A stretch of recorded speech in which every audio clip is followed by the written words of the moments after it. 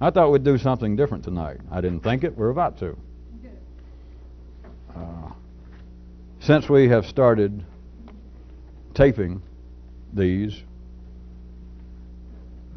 for the sake of helping catalog them and etc. someday, I have begun to take notes. Is one reason we even have a podium up here. And I have a running string of notes, and then when I talk about something on some night, then I try to make a mark or I put a date so that these things can get sort of cataloged with the tapes themselves without everybody having to go back and keep listening to them.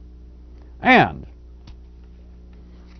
every few months I look back, and it runs into pages and pages of things, and some of them end up in Kairouts, and some of them end up in jokes I make, and some of them are just gone. But every now and then I look back, and there are whole little notes I was making, just sometimes just one or two words that I never got to. And I decided not to throw out, and I kept thinking, well, I'll bring it around because I'm talking about the same thing all the time. But at any rate, I thought tonight would be kind of like an attic sale or a flea market. Because, see, there's a Kairout. Well, at any rate, with stuff that I never did throw away and I never got around to. And so I thought that I'd just I put them, they'd been just backed up for months. So, I don't know what we're going to do with it. I thought I'd start reading some of them.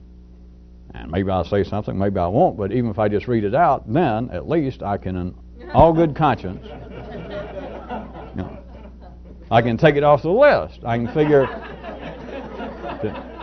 well, as I stand here, and if I just read out what it is, and I stand here and decide, well, that's it. I don't want to say anything.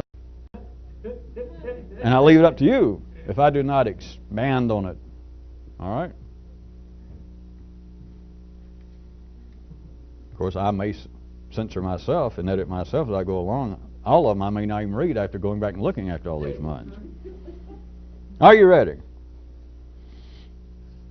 And so I've got to, of course, do this while I'm staying here talking. But how about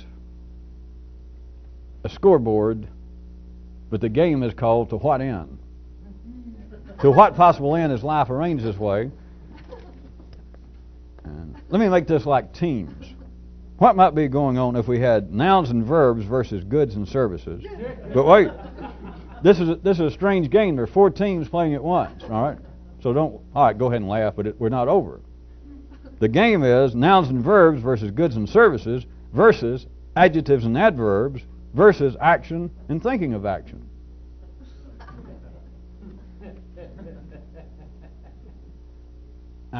Ways I've covered already, off and on for a while, that we've talked about on these tapings.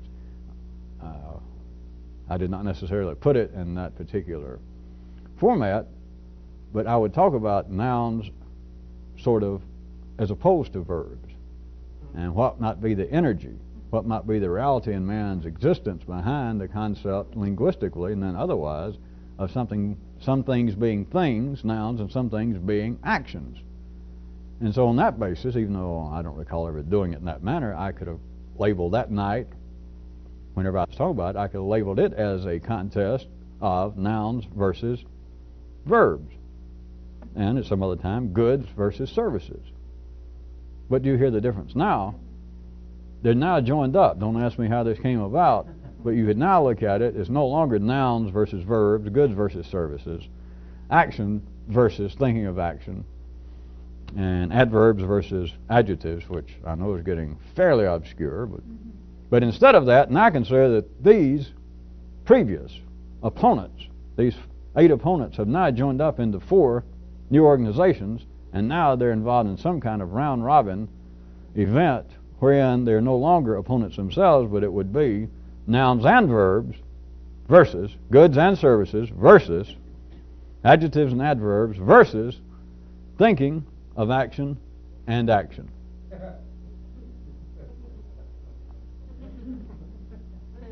And the scoreboard, the game seems to be not cerebral polo, not even cerebral polio, I guess. To what possible end?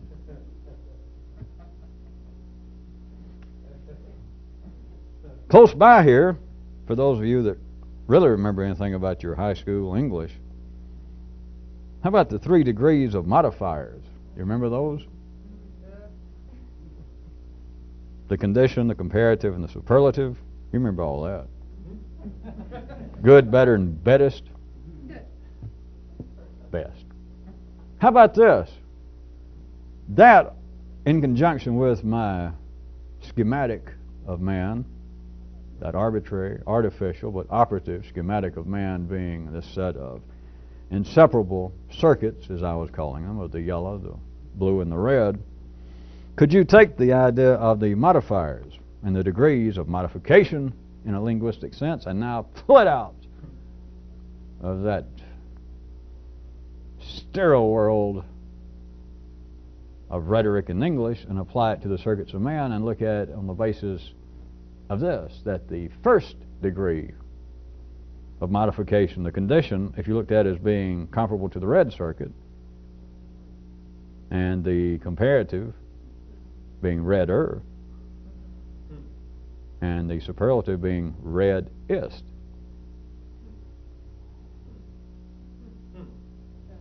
And of course, consider all that not in regard any longer to English and the diagramming of senses, but the diagramming of human emotions.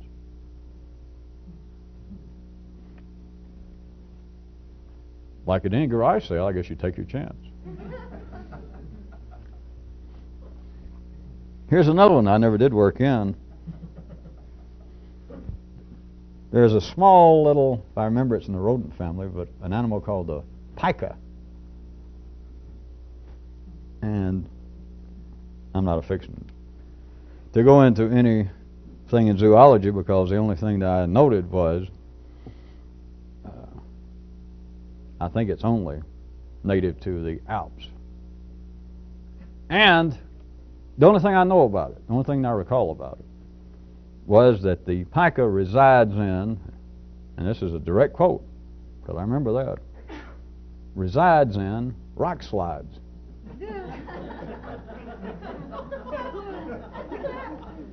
Now, I'm not vouching for it. I got this, I'm sure, I probably got this off PBS, some special.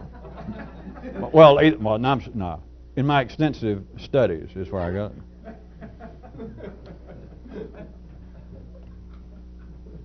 The best that I recall, that I even made a note of this, that I recall it now, was this. A rock slide to human intelligence. You hear the term rock slide, and what is it, to say the least? Well, I think we can say at the very least it is a negative image. It is a negative term. I mean, you do not tell somebody, hey, it's my birthday, come over tomorrow night, we'll have a rock slide. The picture, the term, the full connotation, in fact, the denotation, the real definition of a rock slide, at the very least is negative, to be avoided. And yet, if you were a pica, it would be homey. I mean, we're talking not only necessary, it would bring little flutters and a warmness to a little pica's heart if he was off somewhere, like traveling, and he was stuck over in Birmingham or somewhere, and he happened to hear the term rock slide.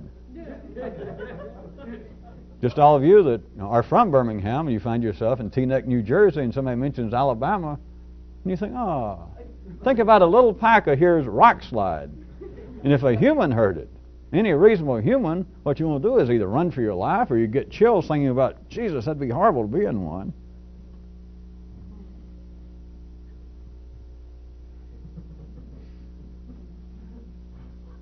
I think I'll press on after that one. Should I be marking these off? Is there any chance I'll forget that we covered them? I don't think. Another one. Take this real quick, without a great deal of build-up. In pioneering situations, and what comes to mind vis-a-vis the kind of area I was trying to, I'm going to threaten to sketch or to get you to look towards. Pioneering areas, some group moved back in history. As you should know by now, it could be going on contemporaneously, but it would be within the nervous system of a man or a group of men, and it would therefore be invisible. It would not be noted verbally. But let us say it's a group of people settling the Wild West. How about that? In America. Just take your good old recollection of good Johnny Mac Brown movies. In pioneer situations, the kinds of people that end up, I'm just using their term, of pioneering, going into an unsettled, uncivilized area. May I remind you, we could be talking about in one person's nervous system, of course. But in these pioneering situations, they would only have normally the only use they would have for the intellect would be in settling disputes that were of no immediate necessity and of no particular value.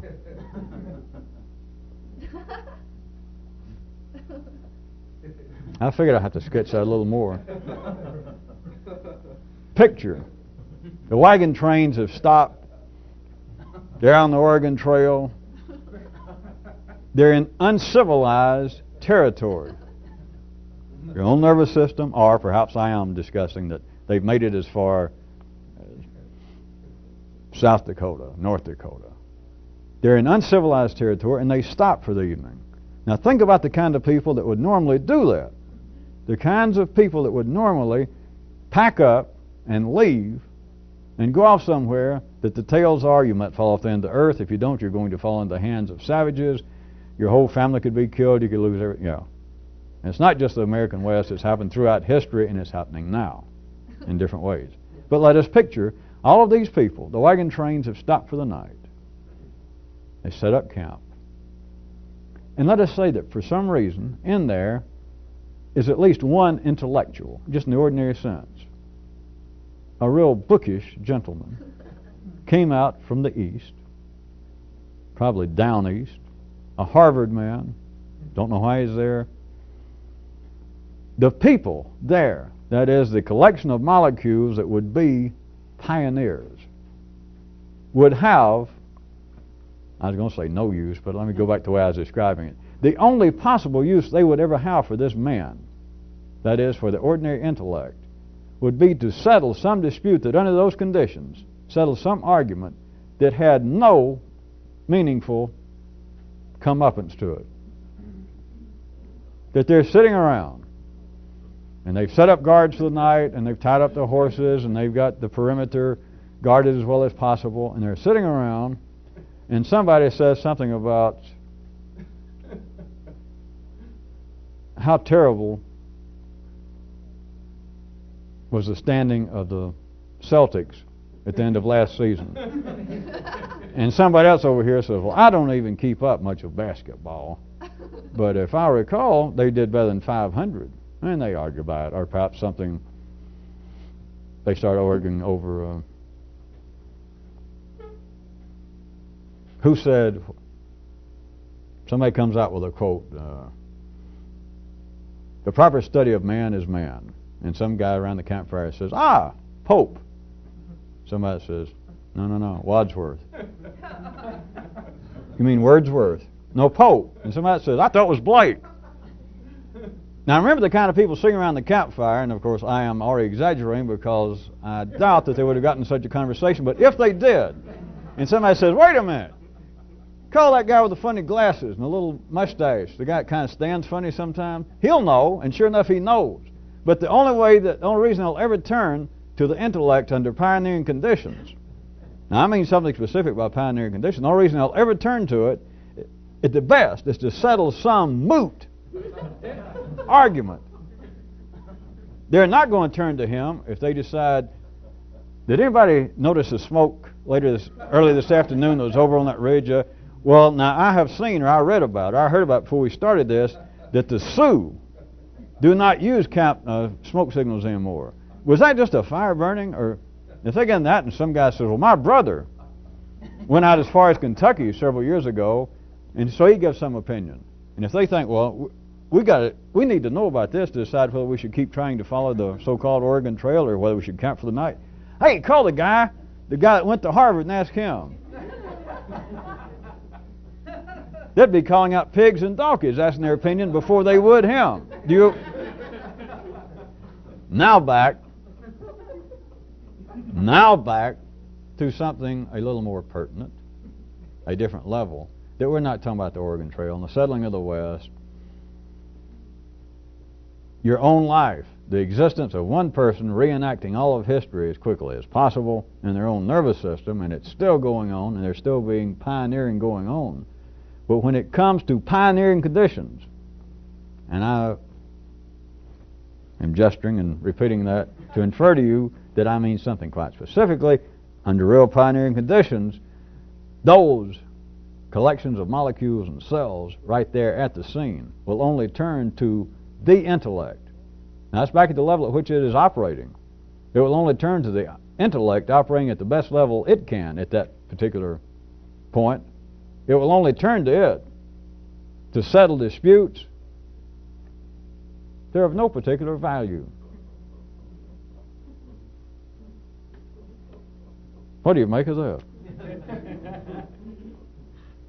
Well, I could point this out, of ordinary people trying to think their way through life, trying to think their way out of life, trying to push the ordinary intellect into some new area based upon reason, logic, sequential thought. Because if they're trying to do that, if they just say they are, if they believe they are, we're not saying where they are, then they are beginning to meet the criteria of pioneering. But what they're going to get to turn to the ordinary intellect, without them realizing it, is going to be a whole scenario including their inquiry and the intellect's response. It is going to be regarding meaningless affairs. Now, although they may believe it's meaningful, but it's going to be regarding particulars that have no value. They are not dangerous. They have no immediate impact on the situation as to whether it's life or death, or continuing health, or whether we can press on from here. It will be on the basis that, I'll stick with my example, of these rugged pioneers, campfire, a circle populated by such great thinkers as Slim Pickens and Gabby Hayes, Jack Elam, and them suddenly begin to discuss a quote, and was it Pope or was it Blake? Which what could be less meaningful to people on the verge constantly of being slaughtered, dying, being lost, and they're going to worry about and get involved over, it couldn't have been Blake. If they're going to turn to the intellect, it's going to be on matters of no particular consequence. Think about it. Well, I'll mark it off the list. One that got mentioned tonight in Cairo, if you want to look at things being subject to the great sisters of serendipity, was mentioned the impotent climax. And this I never got around to, and so it ended up in a Cairo. But there is, although I made up the term, and I guess it sounds like, well, I know it does. If you listen to a certain connotation of it, it sounds like yet another oxymoron. But there is a kind of impotent climax. It's a kind of hollow joy that happens in life, not to ordinary people. They experience it, but it's not pertinent. There's no way to go out and explain it to them, but it is tied to some of the areas that we have been talking about for the last some weeks. You can look at a real climax, not just sexually, real joy. One, for instance, after whatever it would be to you, you know what I'm going to say, you'll understand it. After a good, fulfilling, hard day's work. Doesn't have to be by the standards of your employer. It could be your hobby. It could be something you did at home. It could just be new exercise. But there is a kind of sleep that all of you should know. There is a kind of sleep. All of this I am arbitrarily isolating, and it's not possible in life, but there is a kind of sleep that right before you go to bed, you're hungry, your body is actually hungry, and you have just the right thing that wanted. Just the right amount. And it seems to. encourage and be conducive to a good night's sleep. Warm milk to some people affects the brain chemistry. But then there is a kind of sleep that is always tied to secondary activities. Now, you can drink enough alcohol and you can go to sleep to fit the ordinary criteria. You can go to sleep to such a degree that your friends can throw you out of the car doing 30 or 40 miles an hour. For you women who don't know about that sort of thing, and assuming you don't die, you can lay there and sleep another few hours and get up and wonder what you're doing. But that sleep, that kind of sleep, to say the least, is fitful. Overeating, over-cuisining, I shouldn't say overeating, but over-cuisining. In other words, you have got to, what I'm getting at, some of you should already see, in secondary activities. Nothing wrong with them, and they are absolutely necessary now. But there are secondary activities, all of them, that pursued in a certain way, with a certain spin, to a certain quantity, to certain people, under certain conditions, brings on what amounts to, is what I was trying to get you to see, a kind of impotent climax, a frustrating climax. Of people believing. Ordinary people, I repeat again for you people out there on tape, it doesn't matter with ordinary people. This is certainly no sermon, and this kind of activity is not against anything that ordinary people do. But ordinary people, the parts of you that are ordinary in the past, could many times believe, well, I would like to have a good drink. I'm in the habit, you might not have thought about it that way, but every day after work, and unless I'm real mad, if it's just a fair day, I love to stop off and have a couple of martinis. And I feel better. And then some nights, if I've been real tired, or I got a date, or my mate has something good to eat at home, there's something good on the box, I might have 4 or 5 later. And it makes me sleep good at times, so I've been tense. No. You ordinary people, it doesn't matter, but you people should know the secondary pursuits carried almost to the point of being noticeable if you're beginning to change your own brain chemistry. They do not offer pleasure. It's not that they're evil, but they do not offer pleasure on the basis that, hey, a drink makes me sleep better. Anybody who thinks that is not in a new building site up here. You're simply not.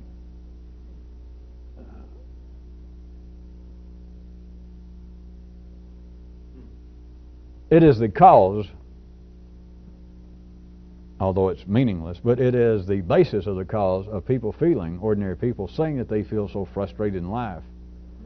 Because then they will turn right around, which life makes them do it, of course, and then further pursue some secondary activity to try to alleviate what they say is the frustration and the stress, and will say such things as, I do feel better now after having a toke or after, or a couple of drinks. They say that, but the basis of them being frustrated, as they put it, is simply being aggravated. To them, it's meaningless. That's the way things are supposed to be. It is just, as some of you should find, yet another area that is curious. It is not moral. It is not religious. It's not even having anything to do with health with ordinary people, because there's got to be so many people that die of alcoholism or drugs overdose and all that. So it doesn't matter. But you should find it interesting that life is arranged in such a way that once you get above the primary affairs, which if you're civilized, which all of you are, the intellect is working full blast in all of you, then you must pursue secondary activities. You've got no choice. But then to believe that the secondary activities actually go somewhere in regards to places you're trying to scratch, not just in some metaphysical sense, although that's included, but just in the sense that I'm tense. Things upset me in life. In some of these secondary activities, although people don't use that term, that there are some things that do seem to relieve this. Except they don't. And I just told you why. That's why I like the term impotent climax. I obviously never liked it enough to bring it up before, but now I have, we can check it off. By the way, by the by, I could throw this in. Anybody who, after hearing my descriptions and references to secondary and primary activities, And I know I can make it seem simple enough when I stop and point it out again what I intend by these maps. But on your own, I can give you a fail-safe, very quick way. If anybody ever has any question about can you tell primary affairs from secondary, I can tell you a way. Never fail. It's only secondary affairs that come with a manual. Directions. Only secondary affairs. Another one you can just...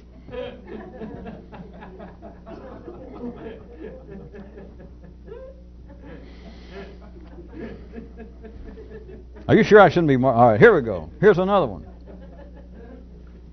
This one had to do... I have hit on this just a little bit in passing, really.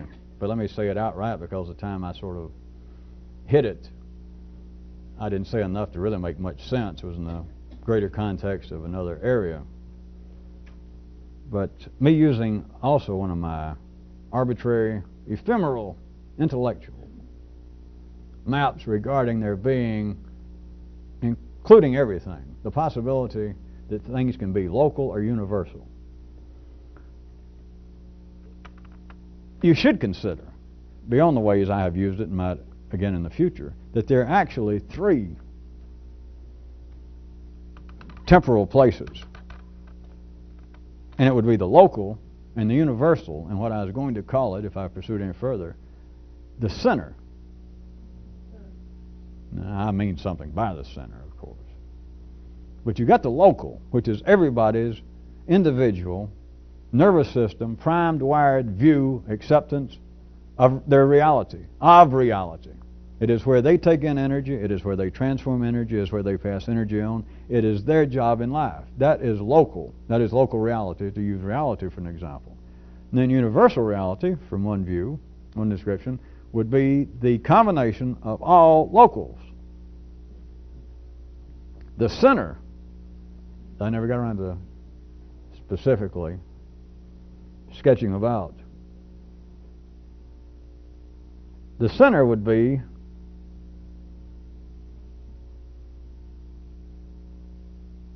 local intelligence seeking out the universal.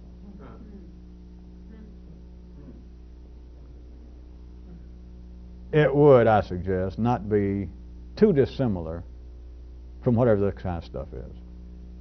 If this kind of stuff is actually any kind of stuff at all. I suggest it would not be too dissimilar to that, at least in some early, if not middle or later stages. Is the local attempting to seek out, to flesh out the universal.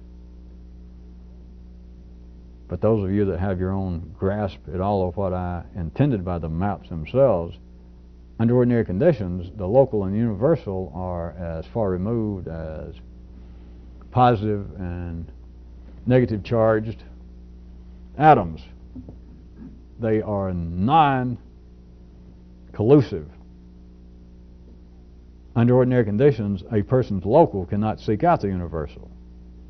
That is why it seems so important to so many people that the apparent attempt is, such as religion, prayer, meditation, or it has been up until recently. But it won't work. It can't be done. They are mutually exclusive. They are as mutually exclusive as the study of the individual is to the study of the species. That you cannot learn, you cannot grasp with ordinary intellect the nature of the species of man by studying the individual of man. And of course, everybody studies the individual of man is their damn self. Which, if you'd like for me to be more charitable, they'd have a little better chance. It wouldn't amount to anything, but they'd have a little better chance if they wouldn't just stick it and leave it to themselves. But no, you and everyone else, as soon as they get serious about something, as soon as the conversation gets serious, either in life's body, up here, the first thing that everyone does, speaking from a local view, which is only possible, that they're talking about the kinds of transcendental experiences that some of the astronauts say they have had to get physically away from planet Earth and to look at it with the darkness and the quiet of space. And there's an ordinary person, you or you, under ordinary conditions. And this is verging on something weird, This kind of stuff I like to hear about. And you say, that reminds me when I was up on top of Lookout Mountain, that real high place. It's not sarcasm, folks, but you should hear. You should either hear you or turn on talk radio or watch them interviewing anybody, famous scientists, world leaders. As soon as a conversation gets in any area that seems to be pointing toward universals, that is, it gets philosophical, they begin to talk not just about the real material dynamics of some armed struggle going on between these two nations. They get the prime minister of one of the nations. The interviewer, they talk about, well, we're going to have to keep down the uprising, we're going to have to take away their weapons. And let us say, however it works, that the interviewer begins to get a little more philosophical right there at the end. Maybe they're having to stretch out time, he didn't know what to do, and you start saying things, well, beyond all of that, does it ever strike you that there is something, I don't know, something philosophical amiss that you, being a civilized group of people, and your neighbors being civilized, even though I know you have your complaints, but that you people have been fighting over religion for 722 years? Does that not strike you as being philosophically untenable? And there sits this guy that's been talking about guns and butters and borders, and suddenly the conversation is philosophical. And what does he do? Doesn't matter who he is. I'm not picking on a politician, but what will he do?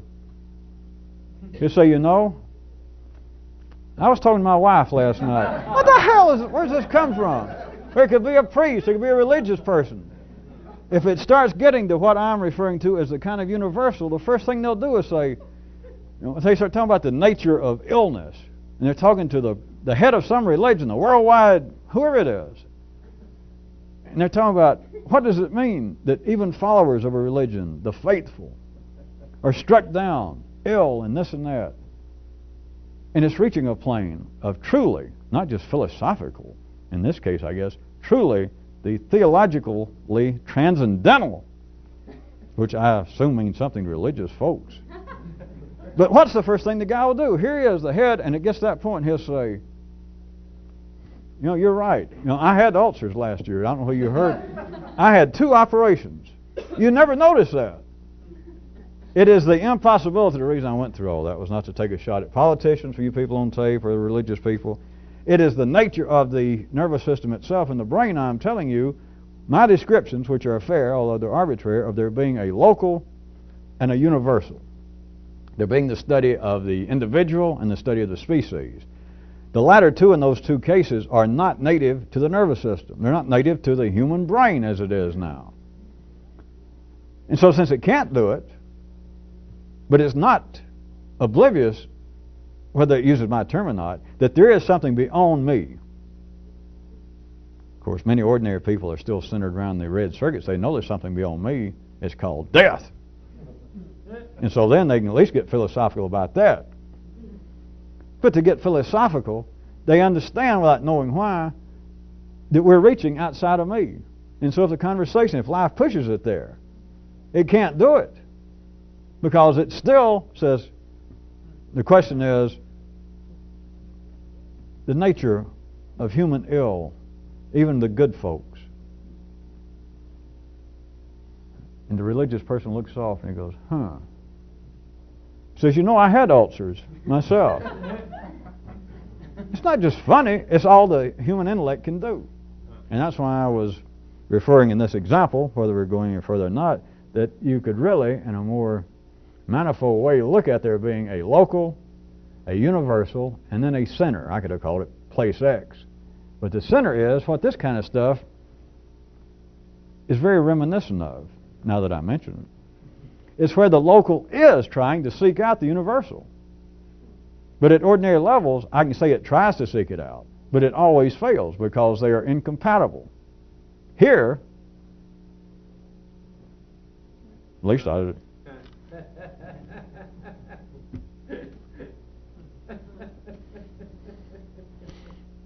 Well, let's see. What's the next one? How about this one?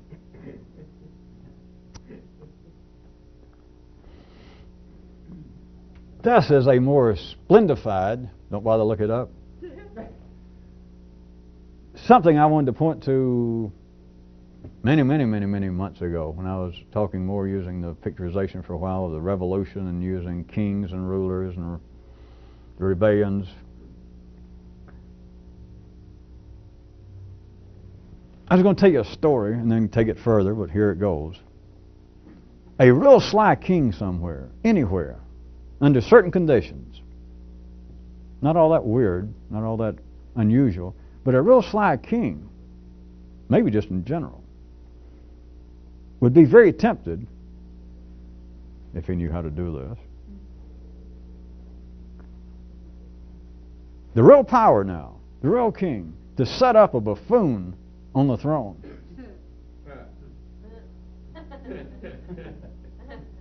He put him there, but then he treats him visibly, tactily, through all the senses. He announces, this guy is the king. I could have taken over, you people, right, but I decided I don't want to. This is my cousin. You don't know him. We brought him over from Switzerland. He's been resting for a while, but anyway, he's here now. But he would set up. Now, I say a buffoon, I mean something specifically, really, by buffoon, and it's this.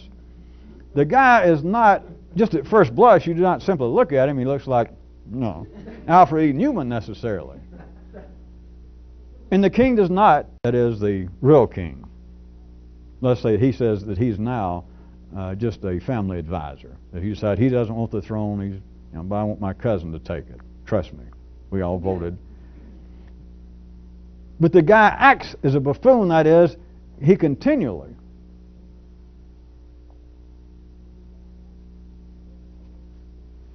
not constantly, I should say, spasmodically. That is, every little thing he says is not buffoonery. But he, by and large, after a certain length of time, if you ask the people, how would you describe the king? With a little coaching, if they, whatever terms they came up with, if you finally said, there's a word that starts with B, then I suggest, my picture, if you're following it, finally, most of the people, just the ordinary middle class of the kingdom, would say buffoon. That's it. But now think, the king, we're talking about a man who wants to hold the control, which anybody in power wants to hold the control. Any good king, metaphorically, and especially out there, or out there and especially metaphorically. Take your choice. And so he wants the power. This whole thing about, I don't want the throne. But what I'm trying to point out, he doesn't simply bring on a brother or a full brother, and there's that cousin, simply to put him on the throne like, well, if somebody's going to get shot, let him get shot. I'll hide out. There's something else afoot, and I don't think I'm going to tell you much more.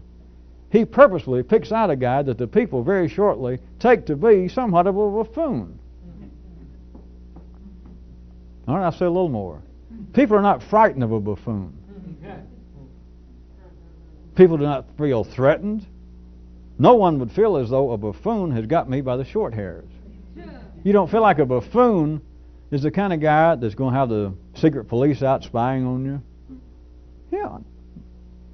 Oh, King Elmer? Nah. Think about it. Just sort of a lovable buffoon. He can still seem to function.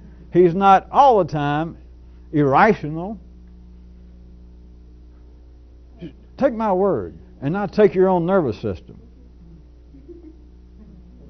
At its ordinary level, you and everyone else in the hoi polloi of humanity and life's nervous system.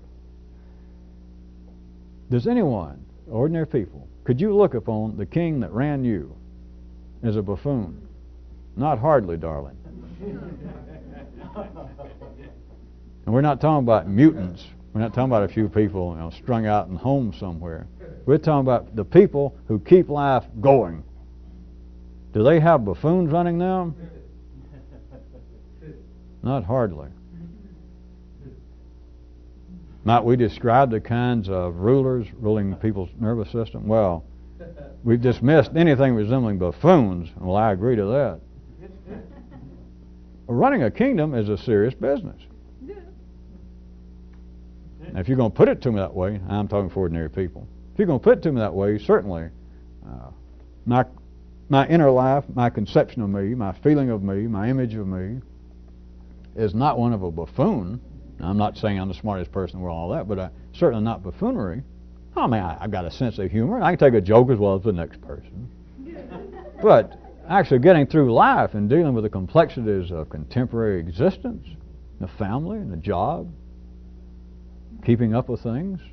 Now, I'd have to say that if you want to call my full conception of me a king, I'd say pretty serious.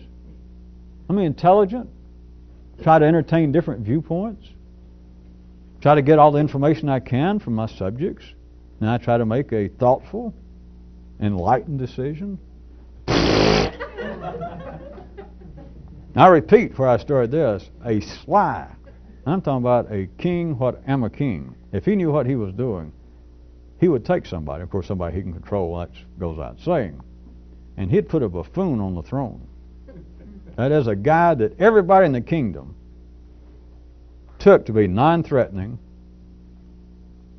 but he hadn't ruined the kingdom. The economy still works. Everything still works, you understand, because this other guy, the real king's running it. It's just what is visible. He's liable to show up at his coronation with nose and glasses, just for a minute, and then smile and laugh. Think what that would do to the kingdom. Now, that does not happen in life, as I said.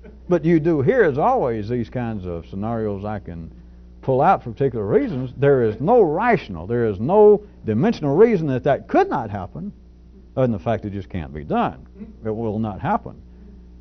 But consider in you. No, all right, I'll think about it. I mean, that kind of change is something serious. If that can be done, I'll think about it.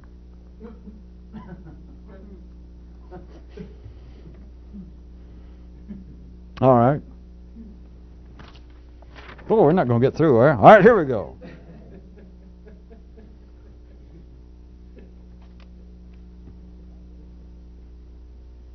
This is almost a Kairoot. I think I'm just going to do this one like hit and run. But now there's a reason that I bring this up. And I let it hang around on my little thought list enough to even write them down to someday perhaps mention.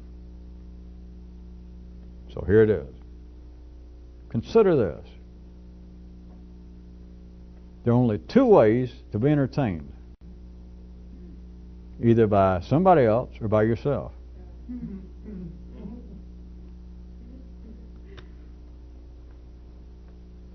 If for nothing else, remember even the Kairoot tonight, another example of fortuitousness, if not more serendipity, but I already used that. Remember that Kairoot, one of the stories tonight was even somebody said, isn't it interesting how satisfactorily everything can be divided into two?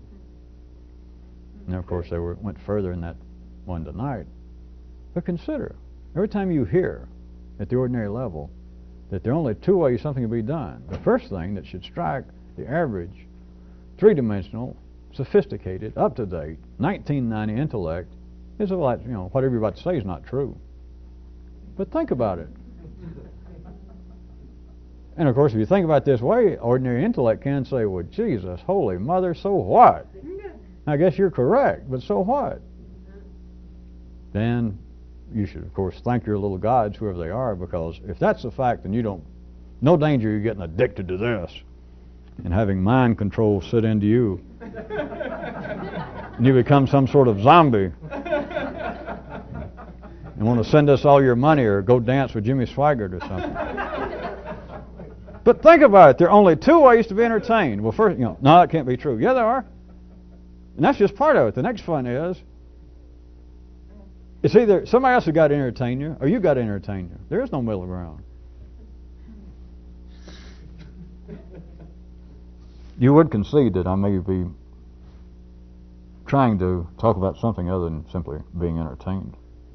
Then again, I may not. Because if I was, I don't know why I tried to hide it by covering up my mouth and saying,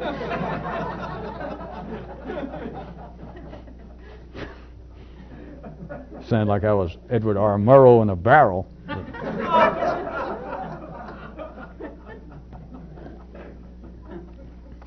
All right. Here's another one. Does all of you read enough? You very often see it. Letters to the editor, to the publishers and magazines and newspapers and some of the visual media, TV, sometimes they now have this kind of so-called feedback to the stations and the programs, but this goes on constantly. You have this going on, this kind of scenario. I'll just make it up quick. A guest columnist even in some of the news magazines. Let me use that. I've seen this happen the last decade. Somebody, they'll give their credentials at the head of the article that so-and-so, the person writing this guest column or this little snippet, is a school teacher in the Bronx or in St. Paul, Minnesota. Been a teacher for 20 years. And so they write. And they give, of course, surprise, surprise, something that personally happened to them. Like a student attacked them and raped them, if it's a woman. If it's a man, I don't guess he'd admit it. But no need to go into that. Anyway, they relay some horrible experience that they have been working. And of course, they cry. How many years it took me, how much in debt I was to get through school, to get my certificate to teach. Now I'm working, and elevator operators out here in the Midwest make more than teachers do. I do all this because I love the little nippers, and I'm trying to impart wisdom to the next generations. And there I am after school. I'll never forget, it was on March the 19th, 1969, and I was there after school on my own time. No overtime do we get.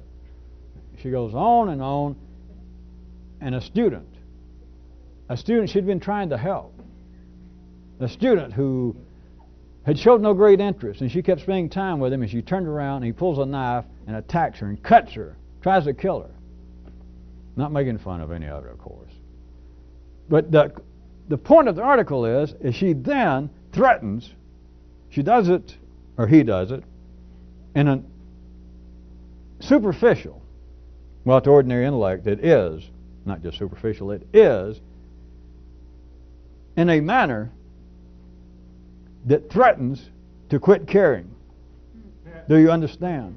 The end of the article, or the letter to the editor, is, after all of this, after all I've given to life, and then for life to turn around and go, need me and my privates like this, the very thing I'm trying to do for a student I was trying to help, to attack me, the end of the article goes something like this. It's not as crude, of course, as I did, but it says something like, all my life I have been a Democrat. I have been a liberal Democrat. I support the ACLU. I contribute to charities. I have tried my best to serve my community. I go out and I help the homeless. But now this one incident, this one 15-minute period in my life, I'm now 43 years old, and this one 15-minute period has about crushed my spirit, has changed me in such a way that now I wonder whether I'll ever feel that way about children and teaching and public service again. Yours truly, so-and-so. Now listen. This goes on all the time. I'm just taking a good, hard example. This goes on very quickly amongst people, just in conversation. But here is a prime external example.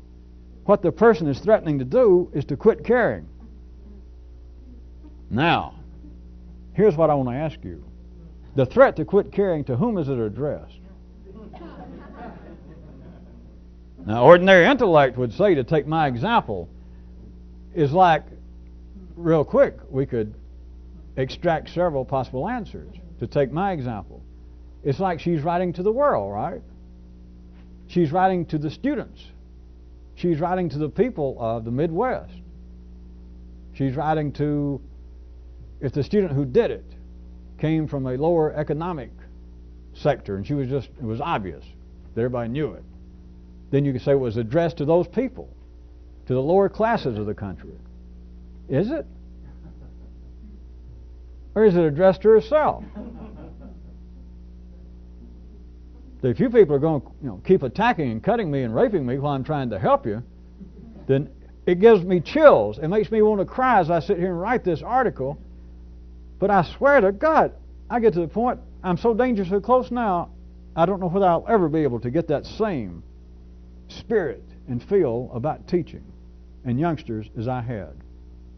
And you can just hear on her local level or his local level the teardrops hitting this page.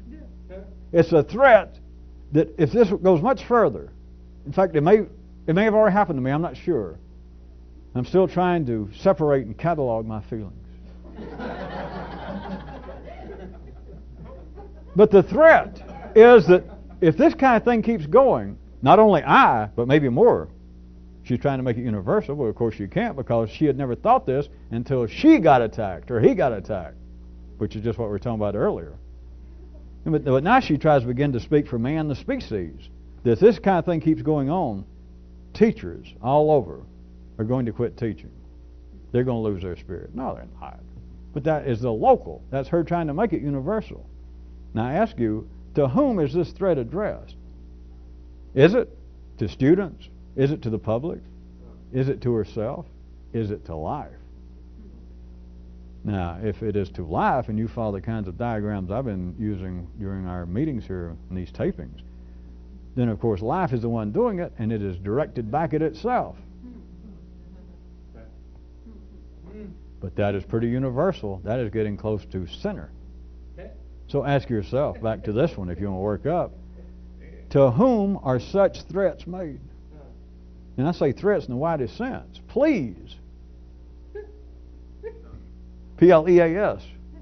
Of people saying, my God, if life keeps going like this, I have tried so hard to do such and such locally. Me personally, I have tried to do such and such. But based upon these almost overwhelming conditions, if the conditions continue to increase, to threaten to prevail, I don't know whether I can persevere. I don't know whether any of us right-thinking people can persevere. To whom are those threats, those pleas, to whom are they directed? Of course, it's never as obvious, or it's not as limited to the obvious as ordinary people obviously think.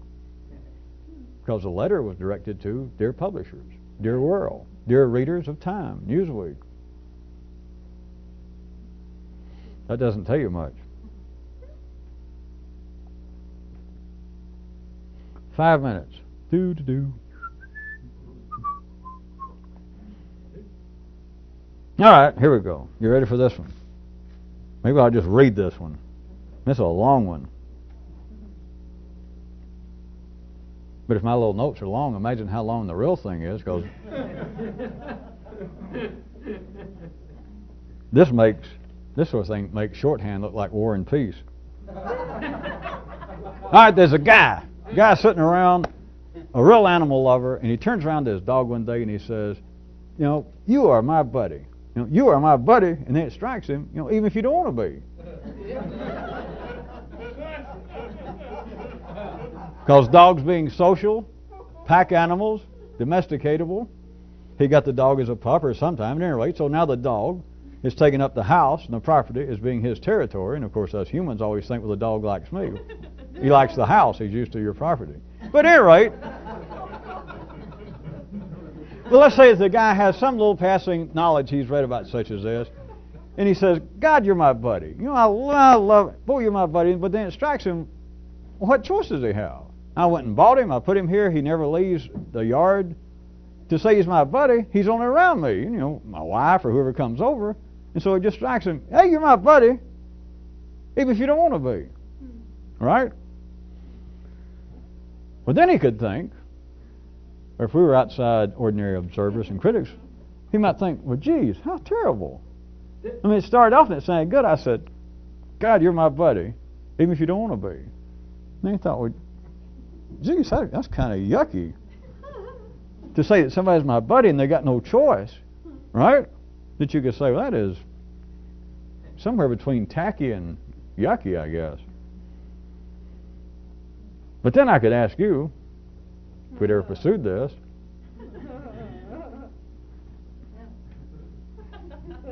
how terrible is it to be in a situation where you have no choice? Actually, how terrible is it? If you want a better variation, how terrible is it to be in a situation where you got no choice and the situation is beneficial to you? But if you were suddenly made aware of the fact that, wait a minute, You know, if this big voice somewhere, instead of a master, came floating out of the cosmos into your nervous system and said, "Kid, I like you.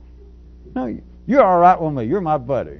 And of course, you would have to be feeling pretty good to hear this at that time.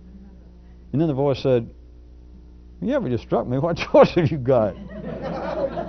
And then what if it could strike you that you could operate a little outside the greater universal realm of life's own nervous system, and you thought, "Wait a minute.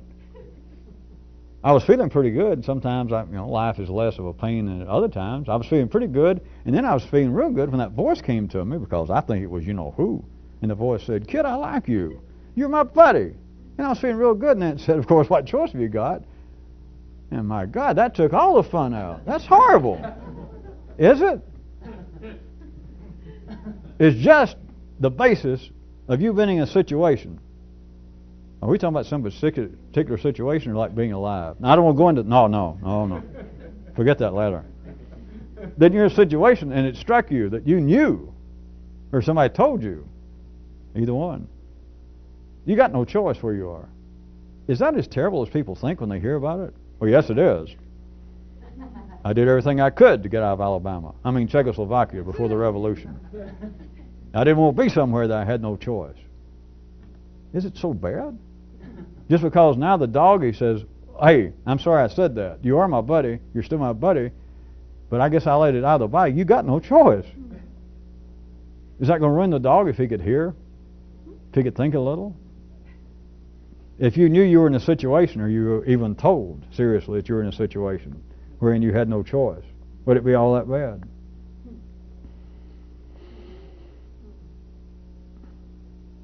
It could be even further. What if you were told some way by life of, "Hey, you're happy even if you don't want to be"? Would that ruin your day or what? Of course, that was sort of to wrap up the original question of if you found out you had no choice of what was going on. Well, at least we got one page of notes. Maybe we'll do the other one Friday. Then again, maybe not. 14, 13, 12. Good night, whoever you are.